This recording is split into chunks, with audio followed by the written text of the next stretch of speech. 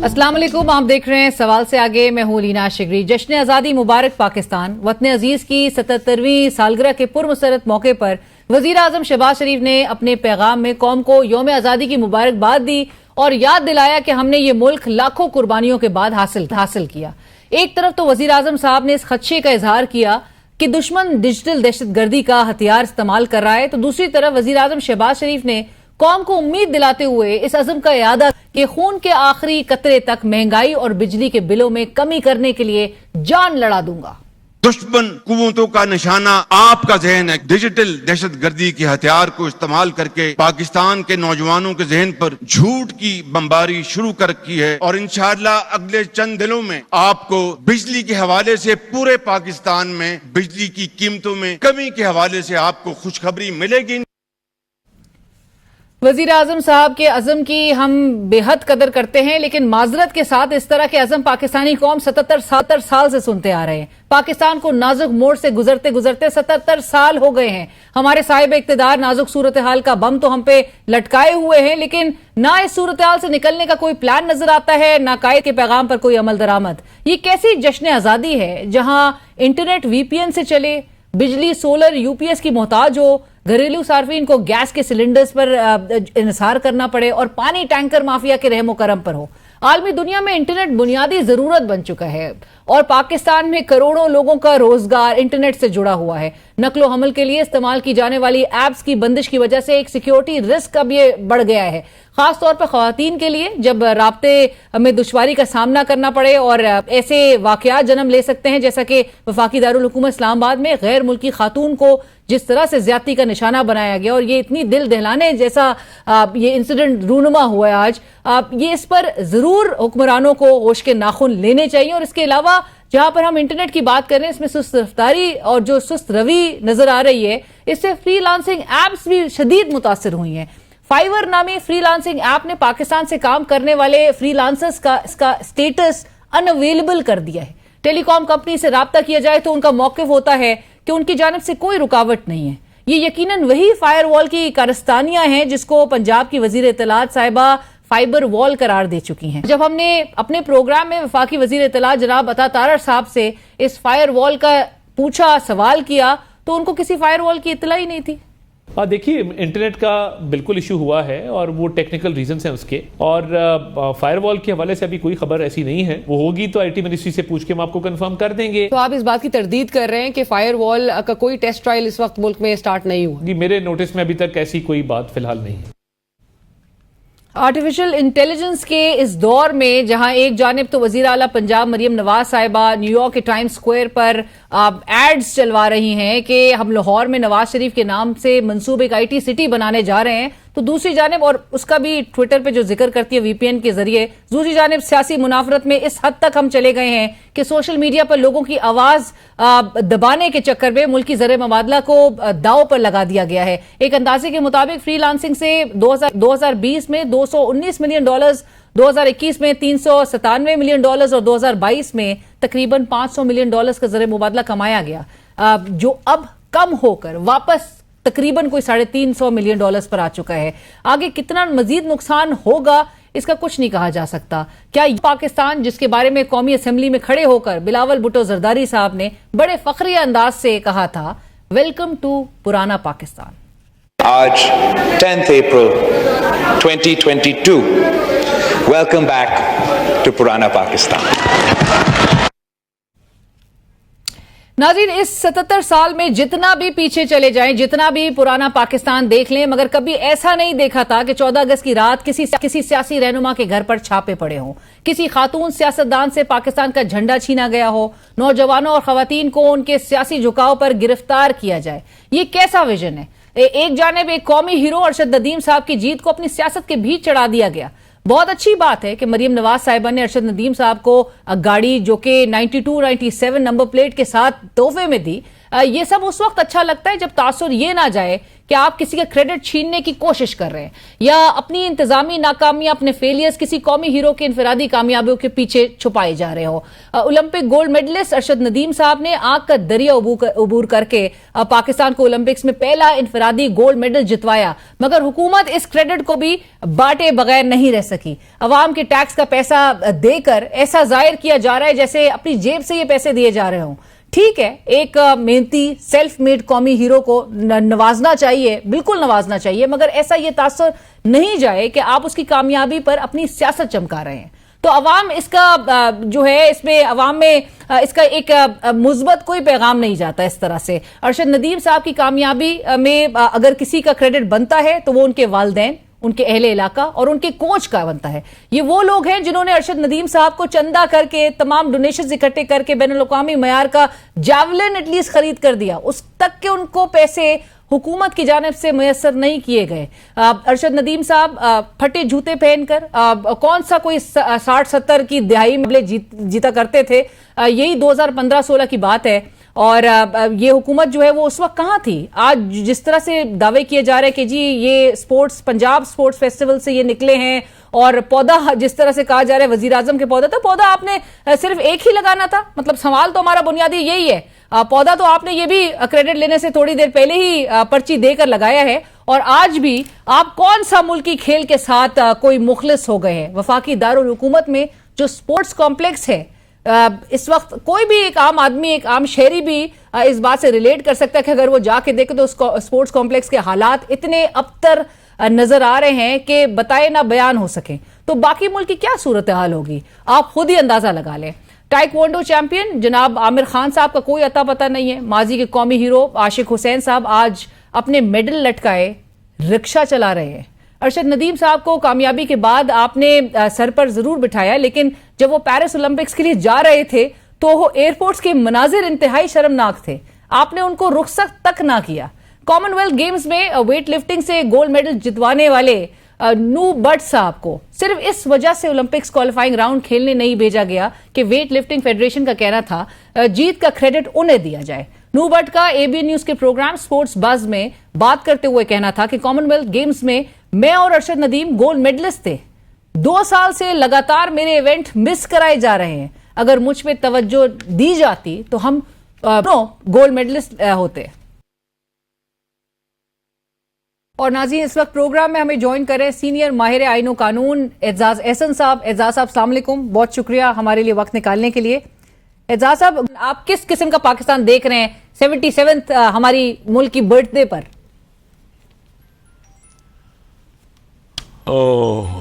کس قسم کا پاکستان دیکھ رہا ہوں؟ پاکستان تو رہا ہی نہیں.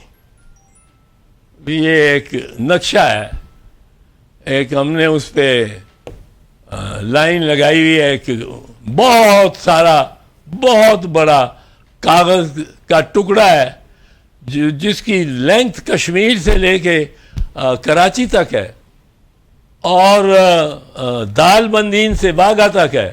اس پہ ایک نقشہ کھینچا گیا ہے جس کو ہم پاکستان پاکستان پاکستان کہتے ہیں. اس کی زمین کچھ نہیں، جس کا کاغذ خالی ہوتا ہے، کوئی فصل نہیں دیتی، جس میں درندے اور جانور ہیں، اور جو اگر خدا نہ خواستہ اگر اس کو یہ غزہ کی پٹی بنا دیا نا کہ چاروں طرف سے ہم بند ہیں، ہمیں کوئی 10 لاکھ آدمیوں کو چین کے ذریعے تو بھاگنے نہیں دے گا، نہ افغانستان، نہ ایران، نہ انڈیا.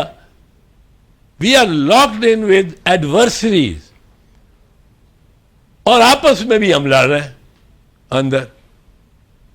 یہاں کیا اس کا ایک ملک جس میں 3 کروڑ بچے سکول نہ جا رہے ہوں آج کی دنیا میں، کیا فیوچر ہے؟ ہم نے اپنے بچوں کو تعلیم دے دیا، تربیت نہیں دی.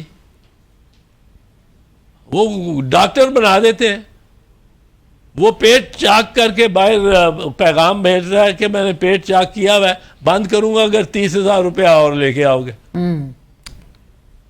یہ کس طرح چلے گا ملک؟ یہ نہیں چلے گا. کچھ مورل ویلیوز بھی ہونے چاہیے. دنیا یہ آپ دیکھیں, we are in debt. Debt ہماری ہے $130 million foreign debt. Internal debt ہے 88 ٹریلین روپیز. یہ ان کا کوئی یہ آئے ہیں پیسے, ہمارے پاس آئے ہیں, کھاتوں میں ہیں, ہم نے لیے, وصول کیے. ان کی کوئی ایک نشانی ملتی ہے کہ یہ ہم نے کہیں خرچ کیا ہے اس دھرتی پہ؟ کوئی بلٹ ٹرین چل رہی ہے کراچی سے پشاور تک, کوئی ہماری ایئر لائن ایمریٹس کا مقابلہ کر رہی ہے.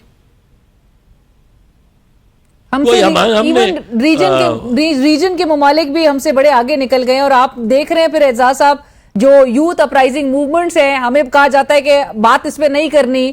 منسٹرز آ کے کہتے ہیں کہ جی پریس کانفرنسز میں کہ بار بار بنگلہ دیش کی بات کی جا رہی ہے, لیکن وہاں کا بھی آپ کے سیناریو آپ کے سامنے ہے. لوگوں کی رائے کو اگر دبایا گیا تو پھر کس طرح سے ایک ریولٹ اور کس طرح کی سچویشن میں تبدیل ہو جاتی ہے پوری صورتحال. سو اس قسم کا سیناریو گاڈ فوربڈ, خدا نہ کرے, لیکن پاکستان میں نہ ہی ہو تو بہتر ہے. پاکستان از اے ڈرائی پاؤڈر کیگ, بارود سے بھرا ہوا ایک مٹکا ہے جس کو ایک چنگاری کی دیر ہے. کس وقت ہو جائے, کب ہو جائے, کوئی نہیں بتا سکتا. رائٹ. اور اس سے بہتر ہے کہ اس سے پہلے ہی ہوش کے ناخن لیے جائیں اور عوام کو, جہاں پر عوام کا جو مینڈیٹ ہے اس کے مطابق جو ہے معاملات کو آگے لے کر بڑھنا چاہیے. پروگرام میں وقت ہوا ایک بریک کا, بریک سے حاضر. بہت ہی بڑی خبر آئی, انپریسیڈنٹڈ اسے کہا جا رہا ہے. لیفٹیننٹ جنرل ریٹائرڈ جنرل فیض حمید, سابق DG/ISI, ان کا ملکی تاریخ میں ایک پہلا ہم ایک ڈیولپمنٹ دیکھ رہے ہیں جس میں ان کو اریسٹ کیا گیا اور ان کے خلاف ایک باقاعدہ طور پہ فیلڈ کورٹ مارشل کی کارروائی جو ہے اس کا آغاز ہو چکا ہے. کس حد تک آپ سمجھتے ہیں یہ ایک سگنیفیکنٹ ڈیولپمنٹ ہے اعزاز صاحب, اور اس کے فار ریچنگ امپیکٹ کانسیکوینسز آپ کیا دیکھ رہے ہیں؟ ایسا کوئی کانسیکوینس نہیں ہونا, نہ کوئی فار ریچنگ امپیکٹ ہے, کچھ نہیں ہونا. دیکھیں امپیکٹ ہوتا ہے, اکاؤنٹیبلٹی کہتی ہے فوج ہم اپنی کرتے ہیں. ایک بندہ آپ نے پکڑ لیا اور ابھی تک یہ نہیں ہمیں پتا کہ وہ ٹاپ سٹی پہ ہی ٹرائی ہوگا, کیونکہ جو ISPR کی طرف سے آتا ہے بیانیہ, اس میں ٹاپ سٹی ہے, اس میں دوسرا نہیں ہے. چار اس میں ٹاپ سٹی کے علاوہ بھی زبانی کلامی بات ہے, قطع کلامی کی معافی, لیکن اس کا جو دوسرا پیراگراف آپ نے دیکھا ہوگا, مختصر پریس ریلیز تھی بٹ ملٹیپل انسٹنسز کی بات کی گئی جس میں پاکستان آرمی ایکٹ کی وائلیشن ہوئی ہے, اور وہ کہتے ہیں کہ ان کی پوسٹ ریٹائرمنٹ جو ان کی شواہد ہے وہ اسٹیبلشڈ ہیں. جی پوسٹ ریٹائرمنٹ پر کسی ایک کو انہوں نے کانکریٹائز نہیں کیا, ڈیفائن نہیں کیا. تو یہ بتایا نہیں انہوں نے after retirement a man is a free man. It's not کہ آفٹر ریٹائرمنٹ بھی آپ ایک سلیو ہی رہتے ہیں. چند اوفینسز ہیں جو پوسٹ ریٹائرمنٹ بھی آپ پہ ڈسپلن کچھ رکھتے ہیں وہ, بٹ یہ کوئی دے آر مائنر تھنگز, یہ کوئی unless کہ وہ کنسپیرسی میں اس میں. بٹ اعزاز صاحب, how would you react 9 مئی کا جو how would you react to the timing اعزاز صاحب, کیونکہ یہی جب ہم بات کر رہے ہیں 7 سال پرانی یہ انکوائری تھی جس میں انسٹیٹیوشن نے خود ان کو یہ انکوائری کلوز ڈاؤن کر دی تھی یہ کہہ کے کہ he was not found guilty, and again یہی وہ ایک ریزن بنتا ہے کہ جس پر ان کی اریسٹ عمل میں آ گئی. نہیں, یہ تو ایک دفعہ اس کو کہہ دیا کیا کہ آپ بے گناہ ہو, تو یہ ملٹری لاء میں اس کو دوبارہ آپ ٹرائل کر سکتے ہیں. یہ ملٹری لاء میں بھی غلط ہے. ملٹری لاء میں جو سب سے غلط بات ہے وہ یہ ہے کہ یہ فیلڈ جنرل کورٹ مارشل سنے گا. Field general court martial is presided over by minimum of major general. اب یہ ٹرائی کرنا ہے لیفٹیننٹ جنرل کو, so it will be a lieutenant general who will be the lowest presiding officer rank, وہ lieutenant general ہوگا, اور اس کے ساتھ 2 شیورلی میجر جنرل بیٹھے ہوں گے, اور پھر ایک آدھ بریگیڈیئر بیٹھا ہوگا. اب یہ انہوں نے فیصلہ نہیں کرنا, اب انہوں نے بھی نہیں فیصلہ کرنا, کیس انہوں نے سننا ہے, وٹنسز کو ان کے سامنے ایگزامن ہونا, وٹنسز کو کراس ایگزامینیشن ان کا سامنے ہونا ہے, لائرز نے بحث ان کے سامنے کرنی ہے, اور فیصلہ کس نے کرنا ہے؟ آرمی چیف نے, who won't even have listened to one day's proceeding. The army act کے تحت ہاں جو سنتا ہی نہیں, جس نے سنا ہی نہیں کیس, وہ ڈیسائیڈ کرتا ہے کہ گلٹی اور ناٹ گلٹی, اور ایک ہی لفظ اس نے لکھنا, کوئی ریزننگ نہیں دینی, اور اس پہ سزا کیا ہونی ہے. یہ بہت بڑا ڈیفیکٹ ہے آرمی ایکٹ میں, اور یہ تو سویلینز کو بھی ٹرائی کرنا چاہتے تھے آرمی ایکٹ کے تحت, اور چاہتے ہیں. پر ایک چیز آپ کو میں بتا دوں, آپ یہ جو بحث چلی رہی ہے کہ سپریم کورٹ اپنا فیصلہ کس طرح عمل درآمد منوائے گا. ہاں علینا, سپریم کورٹ کو کوئی عمل درآمد کرانے کی ضرورت نہیں ہے. سپریم کورٹ نے صرف ایک حقیقت کو یا لیجٹمائز کرنا ہے یا ڈی لیجٹمائز کرنا ہے. سپریم کورٹ کے 5 ججز نے ملٹری کورٹس کو ڈی لیجٹمائز کر دیا. ملٹری کورٹس ختم ہو گئے تھے, پھر فوج اور گورنمنٹ گئے اپیل میں سپریم کورٹ کے سامنے, اور انہوں کو کہا کہ جی ہم نے 20 آدمی چھوڑنے ہیں, اور ان کو ہم نے بے گناہ ٹرائل میں ہو گیا. پر چونکہ آپ نے کہا ہے اپیلٹ بینچ نے کہ you can continue with the trial but you will not give a final judgment, ہم فائنل ججمنٹ نہیں دے سکتے, ہمیں اجازت دیجیے کہ ہمیں ان کو نکالیں. کورٹ نے مجھے پوچھا, آئی ایم دا پٹیشنر, کہ کیا کریں. میں نے کہا جی نکلنے دیں, جو جتنے نکلتے ہیں مجھے تو اس پہ خوشی ہے, راضی. باقیوں I don't give up my position that the detention was illegal, and I will continue to pursue that. اس پہ ڈیمیجز کے سوٹ بھی کروں گا اور ان پہ دعوے بھی کروں گا, بٹ یہ نکالے. اب یہ فوج کیا کر رہی تھی؟ فوج مان رہی تھی سپریم کورٹ کو. سپریم کورٹ نے صرف ڈی لیجٹمائز کر دیا تھا ملٹری کورٹس کو, اور ابھی تک کیا ہوا ہے. صرف ایک اجازت دے دی, جتنی اجازت دی اس میں فوج رہتی ہے. اب کیا کہہ رہے ہیں؟ آج کیا کہا ہے؟ آج کہتے ہیں کہ جس طرح کے سپریم کورٹ نے حکم دیا ہے ان کے حکم کے تحت ہم کاروائی کر رہے ہیں. سپریم کورٹ جس کو ڈی لیجٹمائز کر دے, آپ دیکھیں سپریم کورٹ نے کوئی کچھ نہیں کیا. سپریم کورٹ نے اس کو یوسف زدہ گیلانی کو, وزیر اعظم کو, کنوکٹ کر دیا فار کنٹیمپٹ. رائٹ. اور کنٹیمپٹ, اور کتنا سینٹنس کتنا تھا؟ مجھے انہوں نے کہا ہے, وہ یوسف زدہ لائر, مجھے انہوں نے کہا چوئی صاحب we are sorry, we have to convict your client, but we sentence him to imprisonment till the rising of the court, and the court now rises. اور court اٹھ گیا, اتنا sentence دیا. He was disqualified as because of that as an MNA, and he was disqualified. He didn't remain the Prime Minister, didn't remain a member of the National Assembly. Right. یہ خواجہ supreme court تو بہت لحاظ کر رہی ہے. خواجہ آصف کی جو تقریریں کرتا ہے, اس کو ایک بلا کے اور کہیں کہ آؤ, وہ کہے گا نہیں آتا, میں نہیں ریکگنائز کرتا. وہ کہتے ہیں بھائی صاحب آپ دوسرا نوٹس بھیج رہے ہیں, آپ آ جاؤ.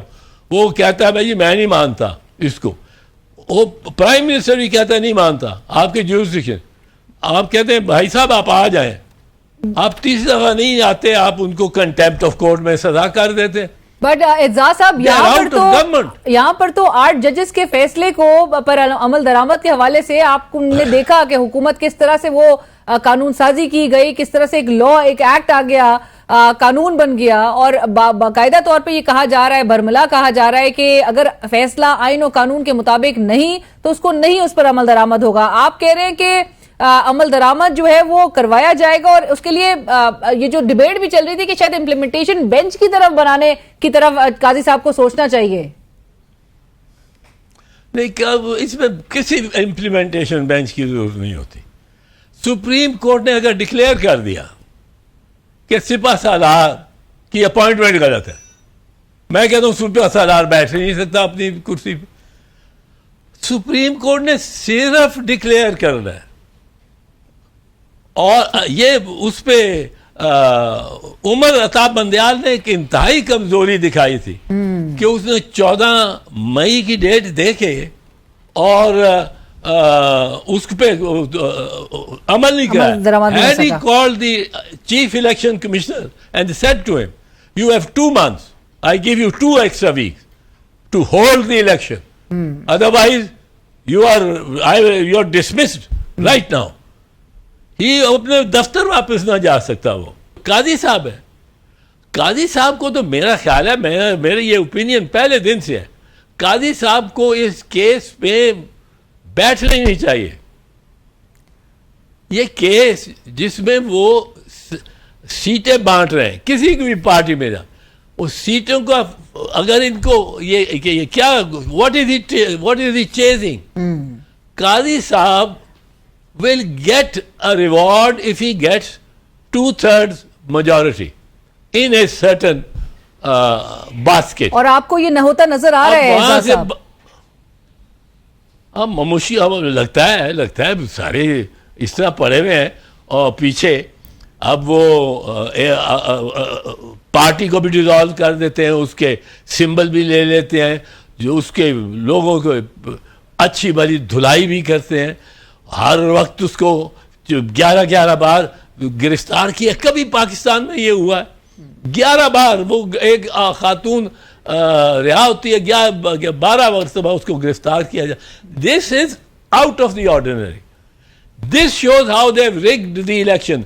This shows how embarrassed they will be if forms 46, 47, 48 and 49 are revealed. اور وہ ان پہ انہوں نے خود کیا ہوا ہے. اور قاضی صاحب کو, میں قاضی صاحب کے بارے میں ایک آپ کو بالکل نئی بات کہنے لگا.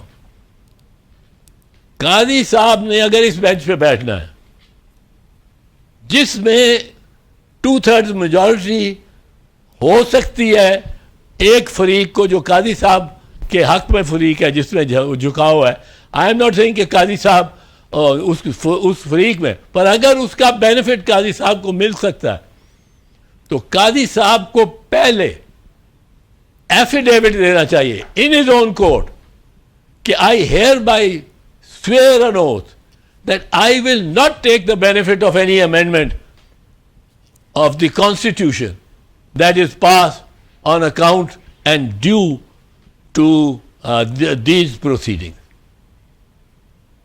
ورنہ he can't sit, ورنہ he is interested. اپنے مفاد کو, اپنے انٹرسٹ کو بیچ میں سے نکالے تو پھر بیٹھ سکتا ہے, ورنہ اعجاز صاحب ایسے کسی بھی ممکنہ سیناریو میں آپ اب اپنی بار کی ہیٹ پہن کے ہمیں ذرا بتائیں کہ آپ کو لگ رہا ہے کہ پھر وہ ہمیں سڑکوں پہ موومنٹ نظر آئے گی اگر کسی بھی ایکسٹینشن کی طرف معاملہ جاتا ہے تو؟ ہاں مجھے تو لگتا ہے موومنٹ کی طرف جا رہی ہے. یہ تو بار تو برداشت نہیں کرے گی. یہ اب دیکھو نیا تو ایک یہ سوچ کیا رہے ہیں, یہ سوچ یہ رہے ہیں کہ اور میں آپ کو بتاؤں ایک عجب آج انکینی چیزیں میں نے دیکھی ہیں. 4 تقریریں یا ویوز ایکسپریس کیے. ایک پرائم منسٹر کی آج کی کانڈکٹ دیکھیں, خواجہ آصف کی آج کی کانڈکٹ دیکھیں اور بیان دیکھیں, وہ رانا ثناء اللہ کا اور عطا اللہ تارڑ کا. وہ ویسے یہ شریف برادران تو دونوں سہمے میں, ان کو تو ان کو تو اس طرح رکھا ہوا ہے وزیر اعظم بٹھایا ہوا ہے, وہ تو بجھے ہیں. پر یہ جو جو بات ساری نکال دیتا ہے اندر کی، وہ ہے عطا اللہ تارڑ. وہ ینگ ہے، نوجوان ہے، وہ ہنستے ہنستے وہ کہتا ہے یہ کرو وہ کرو. وہ بھی تلوار بکف ہے، جس طرح اس نے وہ اورنگزیب بی بی مریم اورنگزیب اس نے کہا کہ سر قلم کر دو. وہ سر قلم کرنے کا تو لہجہ اوروں نے بھی اعجاز صاحب لیکن بعد میں کلیریفائی بھی کیا تھا کہ she said nip the evil in the bud. But Ijaz صاحب آخر میں مجھے ضرور جی مجھے ضرور یہ آپ سے اور ایک آدھ بلکہ سوال تھے جنرل فیض سے بھی متعلق کہ ان کی میکسیمم پنشمنٹ بھی، وہ جو ہم انیشلی بات بھی کر رہے تھے کہ میکسیمم پنشمنٹ بھی لوگ بھی جاننا چاہتے ہیں کہ کتنی ہوگی. پھر کورٹ مارشل کے جو ورڈکٹس ہوتے ہیں کیا وہ اسلام آباد ہائی کورٹ ان کو سیٹ اسائڈ کر سکتی ہے؟ اس میں چیلنج بھی کن گراؤنڈز پہ وہ چیلنج بھی ہو سکتا ہے؟ میں یہ بھی ضرور آپ سے جاننا چاہیے تھی اگر آپ اس پہ کامنٹ کرنا چاہیں. بٹ ایز اے ویٹرن میرا ایک آخری سوال آپ سے یہ ضرور ہوگا کہ 77ویں ہم یوم آزادی منا رہے ہوں گے کل کے دن، سو 77 پاکستان کی برتھ ڈے پہ آپ کس طرح کا پاکستان جو ہے آپ دیکھ رہے ہیں؟ آپ کو لگتا ہے کہ یہ ایک جنا کا پاکستان ہے، یہ ایک نیا پاکستان ہے، یا پھر آپ اس کو سمجھتے ہیں کہ یہ ایک لاسٹ پاکستان ہے؟ پہلا تو سوال آپ نے کیا کہ کیا وہ چیلنج ہو سکتے ہیں اسلام آباد ہائی کورٹ میں، کیا گراؤنڈز ہوں گے؟ مارشل انہیں گراؤنڈ تو جو ان کا اگر ایویڈنس کی مس اپریسیشن کرتے ہیں، ایویڈنس کی نان ریڈنگ کرتے ہیں. اب ان کے لا میں وہ کوئی ریزنز نہیں دینے ہوتے انہوں نے. جو یہ ٹرائلز ہو رہے ہیں، کرنل صاحب بیٹھا ہے ایک طرف، میجر بیٹھا ہے ایک طرف، کیپٹن بیٹھا ہے، اسپیشل ملٹری کورٹ ہے کیونکہ it can't be one of the army act courts, کیونکہ یہ تو آرمی ایکٹ کے نہیں ہے، یہ تو سویلین کا ٹرائل ہے. اب اس میں آپ نے کرنل صاحب نے صرف لکھنا ہے گلٹی. بٹ اعجاز صاحب یہ بھی بتا دیجیے گا آپ کو کیا لگتا ہے کہ یہ، اور تجزیہ کاروں کا خیال ہے کہ یہ پولیٹیکل میسیجنگ ہے اور پیغام جو ہے وہ بڑا کلیئر عمران خان صاحب کے لیے، آپ کو بھی ایسا ہی لگتا ہے کہ یہ ان کو پیغام دیا گیا ہے اس کارروائی کے ذریعے؟ ان کو بھی ہے اور ان کو بھی ہے جو اس وقت یونیفارم میں ہے. آپ کا خیال ہے کہ عمران کو کوئی ملتا نہیں جا کے؟ ان کی اپنی تحویل میں ہے، اس کو ملتے ہیں. یہ روز رات کو کوئی 3 بجے 2 بجے پہنچ جاتے ہوں گے، بیٹھ کے گپیں بھی لگاتے ہوں گے. یہ ورلڈ وارز میں وہ چلتے رہتے بیک چینل. کارگل میں تیسرے دن سے بیک چینل چل پڑی تھی اور آور مین وینٹ ٹو ڈیلی. یہ تو آپ کے خیال میں اعجاز صاحب بیک چینل یعنی کہ رابطے اور ملاقاتیں ہو رہی ہیں آپ جس طرح سے کہہ رہے ہیں؟ پروگرام میں وقت ہوا ایک بریک کا، بریک سے حاضر ہوتے ہیں. اور ناظرین ہم نے 14 روز تک راولپنڈی میں دیکھا جماعت اسلامی نے ایک بھرپور دھرنا کیا، اور دھرنا بجلی کی قیمتوں اور بجلی کے بلوں کے خلاف تھا، مہنگائی کے خلاف تھا، اور ساتھ ساتھ پھر یہ دھرنا جس طرح سے وائنڈ اپ ہوا اس پر بھی بڑے سوال اٹھ رہے ہیں. لیکن گزشتہ روز جو اپوزیشن اتحاد کا اجلاس ہوا اس میں بھی جماعت اسلامی کے نائب امیر جناب لیاقت بلوچ صاحب نے شرکت بھی کی. اس وقت لیاقت بلوچ صاحب ہمیں جوائن کر رہے ہیں پروگرام میں. لیاقت صاحب السلام علیکم، بہت شکریہ ہمیں جوائن کرنے کے لیے. لیاقت بلوچ صاحب میں سب سے پہلے تو اس دھرنے سے ہی آغاز کرتی ہوں، بلکہ آپ کا کامنٹ اس پہ ضرور چاہوں گی کہ 14 روز تک آپ نے راولپنڈی میں دھرنا کیا. دھرنا بالکل سب کے سامنے کہ عوام کے لیے تھا، عوام کے جائز جو مطالبات ہیں اور جو جس قسم کے حالات کا سامنا عوام کو ہے اس کے خلاف تھا. اور یہ دھرنا جو ہے پھر حکومت کے ساتھ ایسے ختم ہوا کہ حکومت کے ساتھ 45 روز کا معاہدہ کر لیا گیا جماعت اسلامی کی جانب سے، اور آپ نے اس وقت یہ دھرنا ختم کیا لیاقت صاحب جب بجلی کی قیمتوں میں 2 روپے 53 پیسے جو ہے وہ اضافہ کر دیا گیا. سو یہ دھرنا سب سے پہلے تو سوال یہی ہے کہ یہ واقعی میں عوام کے لیے؟ جی بسم اللہ الرحمن، بہت شکریہ. دیکھیں ظاہر عوامی مسائل ہیں، جو بجلی کے بلوں کا بوجھ ہے، آئی پی پیز کا اندھا کنواں ہے، تنخواہ دار طبقے کے جو مسائل ہیں، اور جو پیٹرول کی قیمتیں ہیں، اسی طرح تاجر یا ایکسپورٹرز پہ جو ہیں کہ یہ بنیادی چیزیں تھیں. ظاہر ہے ہم نے دھرنا دیا، اور دھرنے کے بعد حکومت نے رابطہ کیا، مذاکرات ہوئے، 5 راؤنڈ ہوئے، اور بالآخر ایک تحریری معاہدہ ہوا ہے. اس میں ہر چیز کی ایک کیٹیگرائز کیا گیا ہے کہ بھی مسائل کا حل کیا ہے، جس میں ہم نے اپنی تمام موقف سے اور اپنی تجاویز سے ان کو آگاہ کیا اس لیے طے پایا کہ بھی IPPs کا جو مسئلہ ہے اس کی نظر ثانی جانچ پڑتال کے لیے 30 دن چاہیے.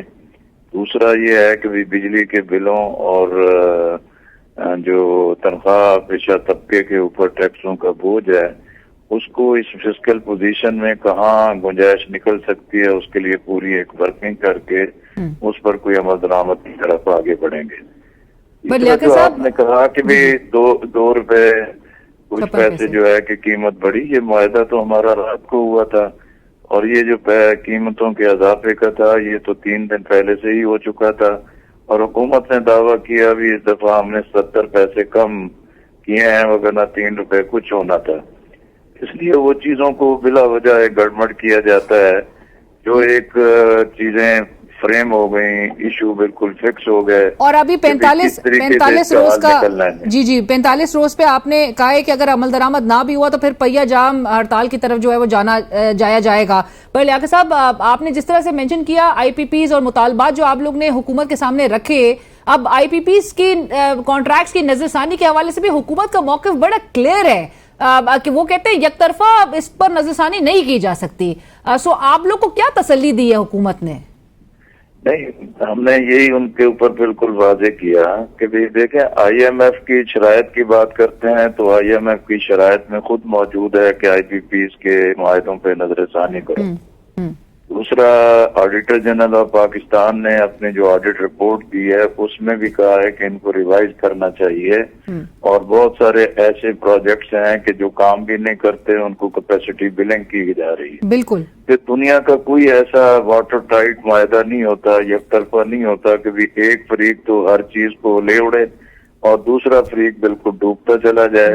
تو اس لیے یہ بالکل حقائق کے ساتھ ساری بات ہوئی ہے اور دیکھتے ہیں اب IPPs کے حوالے سے جو ٹاسک فورس ہے وہ کیا کام کرتی ہے, اس کا کیا نتیجہ آتا ہے. جی, اور لیاقت صاحب امید یہی کی جا رہی کیونکہ حکومت ایک طرف ہے وہ سپریم کورٹ کے فیصلوں کو عمل درآمد کی طرف نہیں لے کے جا رہی تو وہ آپ کے معاہدے پر کس حد تک باؤنڈ ہوتی ہے بہرحال اس پر عمل درآمد کرنے کے حوالے سے. لیاقت صاحب میں یہ بھی جاننا چاہوں گی کہ جو اپوزیشن اتحاد کا اجلاس ہوا آلدو کہ اس کی کوئی خبر آج بلکہ جا کے سامنے آئی منظر عام پر, آپ بھی اس میں انوائٹڈ تھے, آپ کو ایک تو یہ بھی کلیئر کر دیجیے گا کہ آپ کو شرکت کی دعوت کس کی جانب سے دی گئی تھی اور کیا جماعت اسلامی آپ کی جماعت جو ہے وہ اس اتحاد کا حصہ ہے؟ نہیں, جماعت اسلامی تو کسی اتحاد کا حصہ نہیں ہے. یہ سابق جو وزیر اطلاعات و نشریات محمد علی درانی صاحب انہوں نے ایک رات ڈنر کا اہتمام کیا تھا, اس میں مختلف جماعتوں کی نمائندگان نے شرکت کی ہے اور اس میں ملکی حالات اور ان ساری چیزوں کو زیر بحث لایا گیا. وہ ایک انفارمل سی ایسی میٹنگ تھی, نہ کسی اتحاد کی تھی. البتہ ظاہر ہے کہ سیاسی ذمہ داران جہاں کہیں بھی اکٹھے ہوتے ہیں تو ملکی حالات پر بھی اور جو چیزیں اس وقت چیلنجز درپیش ہیں اس پر بات چیت ہوتی ہے.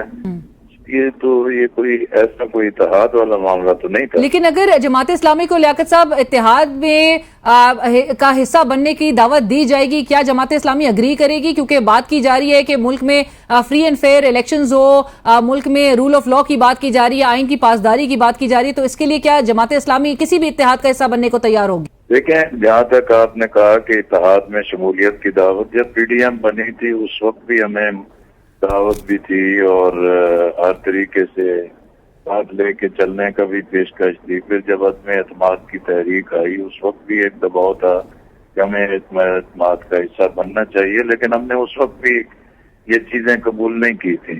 اور ابھی بھی تحریک تحفظ آئین پاکستان کی تشکیل ہوئی, اس کی ابتدائی 2 میٹنگز میں خود بھی شریک تھا. پھر ہمارے ساتھی جو ہیں کہ چمن کے جلسہ عام میں بھی شریک ہوئے تھے, میں خود اسلام آباد کے سیمینار میں بھی شریک ہوا, لیکن میں نے وہاں بھی ایک بالکل واضح جماعت کی پالیسی اور حکمت عملی بتائی کہ جو ملک کرائسس میں ہے اس کے نیشنل ایجنڈے پر, قومی ترجیحات پر سب کو ایک موقف اختیار کرنا چاہیے, لیکن اس کے لیے ضروری نہیں ہے کہ سارے کے سارے کسی اتحاد کا حصہ بن جائیں.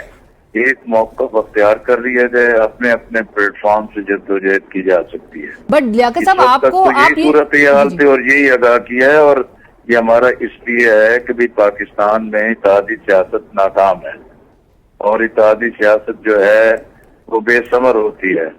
اور ہم کئی اتحادوں کا حصہ رہے ہیں اور اپنے ان تلخ تجربات کی وجہ سے اس سطح پر پہنچے ہیں، لیکن قومی ڈائلاگ بھی ضروری ہوتا ہے، سیاستدانوں کا مل بیٹھنا بھی ضروری ہوتا ہے، اور ملک کو جو مسائل درپیش ہیں اس پر ایک اتفاق رائے پیدا کرنا یہ سیاست کی ذمہ داری ہوتی ہے۔ اس لیے کسی وقت بھی مل بیٹھنے کا مقصد یہ نہیں ہوتا کہ بھئی یہ کوئی اتحاد بن رہا ہے یا اتحاد میں شمولیت کی دعوت ہے یا کوئی قبول کر رہا ہے۔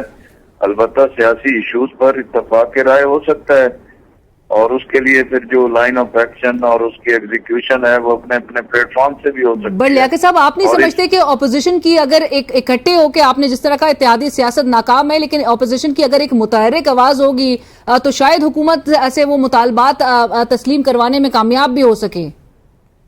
میرا خیال ہے کہ یہ تو ہم مدت دراز سے یہی فارمولے استعمال ہو رہے ہیں نا، اور جس کی وجہ سے حالات سدھرنے کی بجائے اور خرابی کی طرف چلے جاتے ہیں۔ سو انڈیویجول کیپیسٹی میں سیاسی جماعتیں انڈیویجول کیپیسٹی میں ہی آگے بڑھیں لیاقت صاحب، اور اس سے آپ نہیں سمجھتے کہ یہ تاثر بہت زور پکڑے گا کہ شاید آپ کی جماعت اسلامی کسی کی ڈکٹیشن پہ پھر شاید اس کے انڈر آپریٹ کر رہی ہے؟ ایسی بات نہیں ہے، بھی سب معلوم ہوتا ہے کہ جماعت اسلامی ایک منظم جماعت ہے، ایک جمہوری جماعت ہے، اس کے اندر شرعیت ہے، باہر سے کوئی ڈکٹیشن ہمارے اوپر اثر انداز نہیں ہو سکتی، نہ ہم کسی کا دباؤ قبول کرتے ہیں۔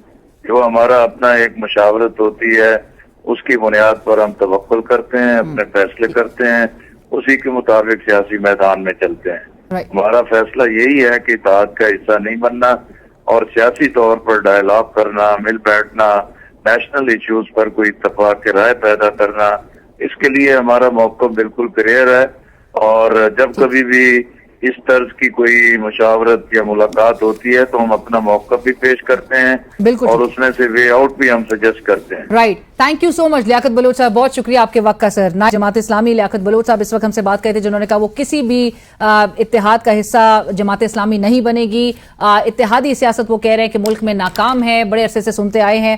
سو بہرحال کس طرح سے اب یہ چیزیں انفولڈ ہوتی ہے، کیونکہ پاکستان تحریک انصاف کی یہ ضرور کوشش ہے کہ تمام اپوزیشن پارٹیز کو ایک پلیٹ فارم پہ لا کے ایک متحرک آواز بنا جائے۔ اسی کے ساتھ ہی پروگرام کی ٹیم علی راج شکری کو اجازت دیجیے، اللہ حافظ۔